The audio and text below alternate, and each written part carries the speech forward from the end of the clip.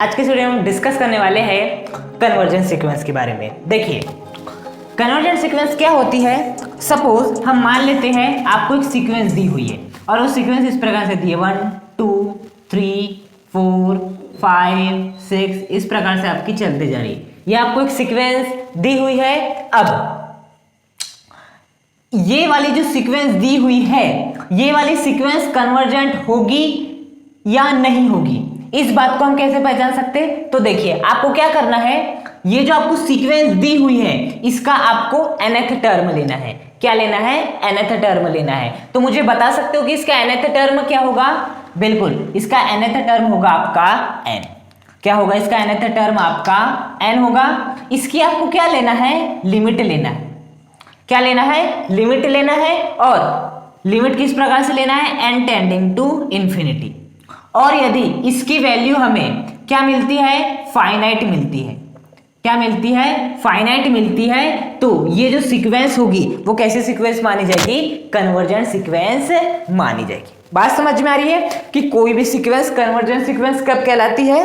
जब हम उस सीक्वेंस का nth टर्म ले। कौन सा ले? nth टर्म ले और उसकी लिमिट निकाले n टेंडिंग टू इंफिनिटी पर। और यदि उस लिमिट की वैल्यू फाइनाइट आती, मतलब कोई फाइनाइट नंबर आता है, इनफाइनाइट नहीं आता, मतलब कि आपको आंसर इंफिनिटी ना मिलकर कुछ भी मिल रहा है, -1 1/2 +1 +2 ऐसा कुछ भी मिल रहा है इंफिनिटी को छोड़कर, तो उसे बोलते हैं फाइनाइट वैल्यू। तो उस सीक्वेंस को हम क्या कहते हैं? कन्वर्जेंट सीक्वेंस हम कहते हैं। देखिए मैं एक एग्जांपल लेता हूं आपके सामने और वो एग्जांपल है आपका 1/1 1/2 1/3 1/4 1/5। ओके, और इस प्रकार से आपका चलते जा रहा है। अब आपको चेक करना है कि ये वाली जो सीक्वेंस दी हुई है वो कन्वर्जेंट सीक्वेंस है या नहीं। उसके लिए क्या करना है? इस सीक्वेंस का आपको nth टर्म पता होना चाहिए। तो मुझे बता सकते हो कि इस सीक्वेंस का nth टर्म क्या होगा? बिल्कुल इस सीक्वेंस का nth टर्म होगा आपका 1/n। पहला टर्म क्या है? 1/1। दूसरा टर्म क्या है? 1/2। तीसरा टर्म क्या है? 1/3। तो बता सकते हो nवां टर्म क्या होगा? 1/n होगा। अब आपको क्या ले लेना है? इसकी लिमिट ले लेना है, limit n tending to infinity, और देखना है क्या इसकी वैल्यू एक फाइनाइट वैल्यू हमें मिल रही है। ओके, तो लिमिट रख दो डायरेक्ट यहां पर 1/n के स्थान पे क्या रख देंगे? इंफिनिटी। 1/इंफिनिटी की वैल्यू कितनी होती है? 0। क्या 0 एक फाइनाइट नंबर है? बिल्कुल 0 आपका एक फाइनाइट नंबर है। मतलब ये वाला जो सीक्वेंस है वो कैसा सीक्वेंस है? आपका कन्वर्जेंट सीक्वेंस है। कौन सा सीक्वेंस है? कन्वर्जेंट सीक्वेंस है। तो इस एग्जांपल के थ्रू आपको समझ में आया होगा कि किसी सीक्वेंस को हम कन्वर्जेंट सीक्वेंस कब कहते हैं। ओके, अब मैं यहां पर कुछ क्वेश्चंस ले लेता हूं जिससे आपको और बेहतर तरीके से समझ में आ पाएगा कन्वर्जेंट सीक्वेंस के बारे में। यहां पर मैंने कुछ क्वेश्चंस ले लिए हैं। आपको यह बताना है इन क्वेश्चन में कि जो आपको सीक्वेंस दी हुई है वो सीक्वेंस कन्वर्जेंट है या नहीं। देखिए हम आपका फर्स्ट क्वेश्चन ले लेते हैं। ओके, अब फर्स्ट क्वेश्चन की कन्वर्जेंसी बताने के लिए हमें क्या पता होना चाहिए? इसका nth टर्म। तो क्या आप मुझे बता सकते हैं इसका nth टर्म क्या है? देखिए पहला टर्म क्या है? 1/2। दूसरा टर्म क्या है? 2/3। तीसरा टर्म क्या है? 3/4। चौथा टर्म क्या है? 4/5। पांचवा टर्म क्या है? 5/6। तो बता सकते हो इसी प्रकार से nth टर्म क्या होगा? जो आपका nth टर्म होगा वो होगा n/n+1 होगा। आपका जो आपका nth टर्म होगा वो क्या होगा? आपका n/n+1 होगा। बिल्कुल। अब आपको इसके क्या निकाल लेना है? लिमिट निकाल लेना है। क्या निकाल लेना है? लिमिट, वो भी किस पर? n टेंडिंग टू इंफिनिटी पर। क्या निकाल लेना है? लिमिट निकाल लेना है। यदि ये फाइनाइट वैल्यू आएगी तो ये सीक्वेंस क्या हो जाएगी? कन्वर्जेंट। तो देखिए क्या अभी हम डायरेक्ट यहां पर मैं n के स्थान पे इंफिनिटी लिख सकता हूं? नहीं, क्योंकि मैं ऐसा करता हूं तो ऊपर भी इंफिनिटी नीचे भी इंफिनिटी+1 इंफिनिटी का रूप बनेगा। और जब भी हम लिमिट पुट करते हैं तो हमें यह ध्यान रखना रहता है कि इंफिनिटी का रूप ना बने। तो उसके लिए हम क्या करेंगे? उसके लिए देखिए limit n tending to infinity जैसा का वैसा। अब हम क्या कर देते हैं? ऊपर भी n का भाग लगा देते हैं और नीचे भी n का भाग लगा देते हैं। तो ऊपर मैं जब n/n करूंगा और नीचे भी क्या करूंगा? n+1 / n। नीचे भी n का भाग लगा दिया, ऊपर भी n का भाग लगा दिया। देखिए इससे होगा कि आपका limit n tending to infinity n upon n कितना हो जाएगा 1 divide by n plus 1 divide by n क्या हो जाएगा n upon n plus 1 upon n, तो n अपॉन n कितना हो जाएगा 1 प्लस 1 अपॉन n। बात समझ में आ रही? यहां से मैं यहां कैसे आया? अब यदि मैं इन्फिनिटी रखता हूं n के स्थान पे तो आपके इन्फिनिटी अपॉन इन्फिनिटी का रूप नहीं बनेगा। रख देता हूं तो क्या हो जाएगा 1 अपॉन 1 प्लस 1 अपॉन n के स्थान में क्या पुट करना है इन्फिनिटी। सॉल्व कर लेते हैं। 1 अपॉन इन्फिनिटी की वैल्यू कितनी होती है? ऑब्वियस बात है 0 होती है। 1 प्लस 0 1 होता है और 1 अपॉन 1 की वैल्यू कितनी आ जाती है आपकी 1 आ जाती है। मतलब जब मैंने फर्स्ट क्वेश्चन के nth टर्म का क्या निकाला limit n tending to infinity निकाला तो मुझे उसकी वैल्यू क्या मिल रही है 1 मिल रही है और 1 एक फाइनाइट नंबर है। मतलब ये वाली जो आपकी सीक्वेंस दी हुई है वो कैसी सीक्वेंस है आपकी एक कन्वर्जेंट सीक्वेंस है। बात समझ में आ रही है कि किसी भी सीक्वेंस को किस प्रकार से हमें फाइंड करना है कि वो कन्वर्जेंट सीक्वेंस है या नहीं। अब हम चलते हैं आपके सेकंड क्वेश्चन पे। सेकंड क्वेश्चन में भी हमें यही बताना है कि वो कन्वर्जेंट है या नहीं। ओके तो उसके लिए आपको क्या पता होना चाहिए nth टर्म। तो क्या मुझे बता सकते हो फर्स्ट टर्म क्या है 1/2 to the power 1, second term 1/2 to the power 2, third term क्या है 1/2 टू द पावर 3। क्या मुझे आप nth टर्म बता सकते हो 1/2 टू द पावर n हो गया nth टर्म। इसकी क्या ले लेना है हमें limit n tending to infinity. Okay अब हम क्या करते हैं n के स्थान पर डायरेक्ट इन्फिनिटी रख देते हैं। ओके तो 1/2 टू द पावर इन्फिनिटी। अब यदि 2 टू दी पावर इन्फिनिटी की वैल्यू कितनी होती है आपकी इन्फिनिटी होती है। क्या होती है इन्फिनिटी। देखिए एक बार याद रखिएगा 1 की पावर इन्फिनिटी का मान कितना होता है आपका 1 ही होता है। यदि आप 1 की पावर इन्फिनिटी लिखते हैं तो इसका आंसर आपको 1 ही मिलता है। लेकिन यदि 1 से बड़ी वैल्यू है जैसे 2 हो गई 3 हो गई 4 हो गई उसकी पावर यदि आप क्या लेते हैं इन्फिनिटी, जैसे मैं 4 की पावर इन्फिनिटी लूंगा तो इसका मान आपको इन्फिनिटी ही मिलेगा। क्या मिलेगा इन्फिनिटी मिलेगा। बात समझ में आ रही है। यदि 1 से अधिक जितनी भी वैल्यूज होती है उनकी पावर यदि आप इन्फिनिटी लेते हैं तो उसका आंसर इन्फिनिटी आता है। तो 2 टू द पावर इन्फिनिटी का आंसर भी कितना आएगा आपका इन्फिनिटी आने वाला है। और 1 अपॉन इन्फिनिटी की वैल्यू कितनी होती है 0। तो देखिए 1 अपॉन जो आपकी सेकेंड क्वेश्चन में जो आपको सीक्वेंस दी हुई थी उसका जो nth टर्म आया था उसकी limit n tending to infinity हमें एक फाइनाइट नंबर दे रही है। देखिए 0 एक फाइनाइट नंबर है, फाइनाइट नंबर दे रही है। मतलब जो आपकी सेकंड क्वेश्चन में जो सीक्वेंस दी हुई है वो भी सीक्वेंस कैसी है आपकी कन्वर्जेंट सीक्वेंस है। अब हम ले लेते हैं आपका थर्ड क्वेश्चन। थर्ड क्वेश्चन क्या है देखिए थर्ड क्वेश्चन में आपको डायरेक्ट ही nth टर्म दे दी जा चुकी है। देखिए ये आपका एक सीक्वेंस है। ये वाली जो दो फर्स्ट और सेकंड क्वेश्चन में जो सीक्वेंस दी हुई थी वो नंबर्स के फॉर्म में दी हुई थी। इसमें मैं nth टर्म में दिया था।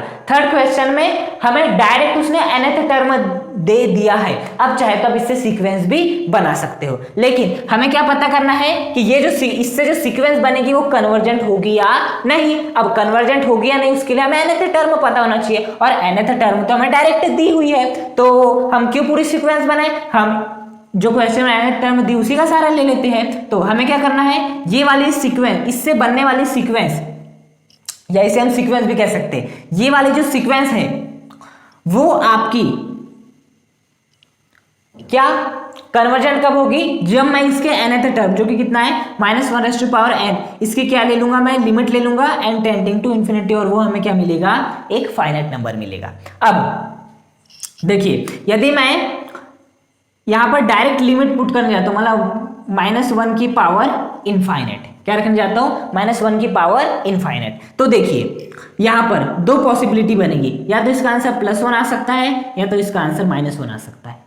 बात समझ में आई। अब मैं ऐसा क्यों कह रहा हूं देखो इनफाइनाइट का मतलब नॉट डिफाइंड, मतलब हमें पता नहीं है। इनफाइनाइट मतलब क्या होगा हमें पता नहीं है ना। इनफाइनाइट का मतलब नॉट डिफाइंड हो सकता है। अब बताओ -1 की पावर 2 रही तो इसका आंसर कितना आता है ऑब्वियसली आता है 1 आता है। यदि इसकी पावर 3 रह गई तो इसका आंसर कितना आता है आपका -1 आता है।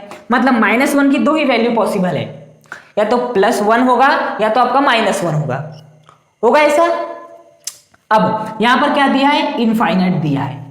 क्या दिया है यहां पर आपका इनफाइनाइट दिया है। अब इनफाइनाइट दिया है तो हमें यही नहीं पता कि ये पावर्स ये जो संख्या होगी वो सम होगी या विषम होगी। मतलब -1 यदि हम इनफाइनाइट लेते हैं तो इसकी वैल्यू हमें +1 भी मिल सकती है और इसकी वैल्यू हमें -1 भी मिल सकती है, क्योंकि हमें पता नहीं है कि जो इनफाइनाइट नंबर है वो आपका एक ऑड नंबर होगा या आपका एक इवन नंबर होगा। बात समझ में आ रही है? तो हम इस वाले फंक्शन को क्या कहेंगे, फिर ये वाले जो आपकी सीक्वेंस है इसको हम कन्वर्जेंस सीक्वेंस कहेंगे या नहीं कहेंगे? तो इस प्रकार की सीक्वेंस को हम कौन सा सीक्वेंस कहते हैं? ऑसिलेटरी। क्या कहते हैं? Oscillatory sequence. बात समझ में आ रही है? यदि किसी सीक्वेंस के nth टर्म को सॉल्व करने पर वो ऑसिलेट कर रहा हो, देख सकते हो +1 -1 दो वैल्यूज आपको मिल रही है, मतलब ये वाली जो सीक्वेंस हो जाएगी वो कैसी हो जाएगी? ऑसिलेटरी सीक्वेंस हो जाएगी। यहां पर आप देख सकते हो हमें कितनी वैल्यू मिल रही है, यहां पर दो वैल्यू मिल रही है, +1 और -1 मिल रही है। तो इसलिए ये वाली सीक्वेंस कैसी सीक्वेंस कहलाएगी? ऑसिलेटरी सीक्वेंस आपकी कहलाएगी। बात समझ में आई है? ये आपकी कन्वर्जेंट नहीं होगी, ये आपकी ऑसिलेटरी सीक्वेंस होगी। अब हम चलते हैं आपके फोर्थ क्वेश्चन पे। फोर्थ क्वेश्चन क्या दिया हुआ है आपका? -1n divide by n। Direct हमें क्या दिया हुआ है? सीक्वेंस का nth टर्म आपको दे दिया गया है। क्या करो आप? बहुत ही सिंपल, इसी की लिमिट ले लो n टेंडिंग टू इन्फिनिटी। क्या कर सकते हैं यहाँ पे? डायरेक्ट वैल्यू पुट कर देते हैं, -1n डिवाइड बाय n। क्या पुट कर देते हैं? n के स्थान पे इन्फिनिटी, तो यहाँ पर भी इन्फिनिटी और यहाँ पर भी आपकी इन्फिनिटी। बात समझ में आ रही है? अब आप मुझे एक बात बताइए, इसकी वैल्यू या तो -1 इन्फिनिटी, इसकी वैल्यू या तो हमें +1 मिलेगी या -1 मिलेगी, ये तो कंफर्म है। अब नीचे आपका क्या है? इन्फिनिटी है। आप मुझे बताओ a/इन्फिनिटी की वैल्यू हमेशा कितनी प्राप्त होती है? 0। ऊपर कोई भी नंबर रह जाए, कोई भी नंबर 2 हो जाए, 3 हो जाए, 4 हो जाए, -1 -3 -4 कुछ भी हो जाए, ऊपर नीचे यदि इन्फिनिटी आ गई हर में तो आंसर कितना आता है? 0। मतलब ऊपर तो पक्का ही है, या तो -1 या +1 आएगा, नीचे इन्फिनिटी आ गया मतलब इसका आंसर कितना आ जाएगा आपका? 0। तो देख सकते हो ये कैसा नंबर है? फाइनाइट नंबर है। 0 आपका मतलब फोर्थ क्वेश्चन में भी जो आपको सीक्वेंस दी हुई है वो कैसी सीक्वेंस है? आपकी एक कन्वर्जेंट सीक्वेंस है। बात समझ में आ रही है? किसी सीक्वेंस के हम कन्वर्जेंसी का पता किस प्रकार से लगा सकते हैं? अब हम चलते हैं आपके लास्ट क्वेश्चन पर। क्या है आपका? सीक्वेंस दिया है आपका n² और इसका जो nth टर्म है वो क्या दे दिया है हमें? n²। डायरेक्ट क्वेश्चन में दे दिया है आपको, एक ऐसी सीक्वेंस दी है और इसका nth टर्म में भी दे दिया है, वो कितना है? n²। क्या करेंगे? लिमिट ले लेंगे और किस प्रकार से ले लेंगे? n tending to infinity. क्या हो जाएगा? डायरेक्ट रख दो n के स्थान पे इन्फिनिटी, तो इन्फिनिटी का स्क्वायर, इन्फिनिटी का स्क्वायर आपका इन्फिनिटी। तो जब हम इस सीक्वेंस की जो इस क्वेश्चन में जो सीक्वेंस दी हुई है इसका nth टर्म लेते हैं, उसकी जब हम लिमिट लेते हैं n टेंडिंग टू इन्फिनिटी, तो उसका आंसर क्या मिल रहा है आपको? इन्फिनिटी। मतलब ये वाली जो सीक्वेंस हो जाएगी वो कैसी सीक्वेंस हो जाएगी? आपकी डाइवर्जेंट सीक्वेंस हो जाएगी। कैसी सीक्वेंस हो जाएगी? डाइवर्जेंट सीक्वेंस हो जाएगी।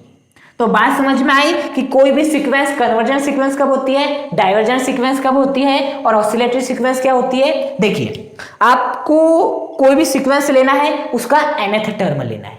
यदि उसके nth टर्म की आप लिमिट लेते हो n टेंडिंग टू इन्फिनिटी, यदि उसका मान एक आपको फाइनाइट नंबर मिलता है, मतलब वो सीक्वेंस कन्वर्जेंट सीक्वेंस। यदि उसकी वैल्यू मतलब जो भी nth टर्म लोगे उसके जब आप limit n tending to infinity लोगे और उसका मान यदि आपको इनफाइनाइट मिल जाता है, या तो प्लस का इनफाइनाइट मिलता है या तो माइनस का इनफाइनाइट मिलता है, तो ऐसे सीक्वेंस क्या कहलाती है? आपकी डाइवर्जेंट सीक्वेंस कहलाती है, जैसे कि हमने 5th क्वेश्चन में देखे।